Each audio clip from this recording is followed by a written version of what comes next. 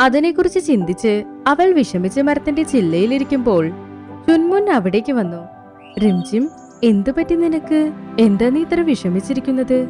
ഞാൻ എന്താ ചിന്തിക്കുന്നെങ്കിൽ ഈ കാട്ടിലുള്ള ചില പറവകൾക്ക് ഒരുപാട് അഹങ്കാരം കൂടിയല്ലേ? പക്ഷേ നീ ആരെ കുറിച്ചാണ് സംസാരിക്കുന്നത്? ആറ്റിൻകരയിൽ കുറച്ച് താറാവുകളില്ലേ? അതിൽ ജിൽമിൽ എന്നൊരു താറാവില്ലേ? അതിന് എന്നെ നോക്കി ഒരുപാട് കളിയാക്കി. അതെന്ത് പറഞ്ഞു? അത് പറഞ്ഞു എനിക്ക് വെള്ളത്തിൽ നീന്താൻ കഴിയില്ലെന്ന്. അപ്പൊ ഞാൻ പറഞ്ഞു കഷ്ടപ്പെട്ട് പ്രയത്നിച്ച എന്ത് വേണമെങ്കിലും ചെയ്യാമെന്ന്. എന്നെങ്കിലും ഒരു ദിവസം ഞാൻ വെള്ളത്തിൽ നീന്തി കാണിക്കുമെന്ന് പറഞ്ഞിട്ട് വന്നു. പക്ഷെ അവൾ എന്തിനാ പറഞ്ഞേ?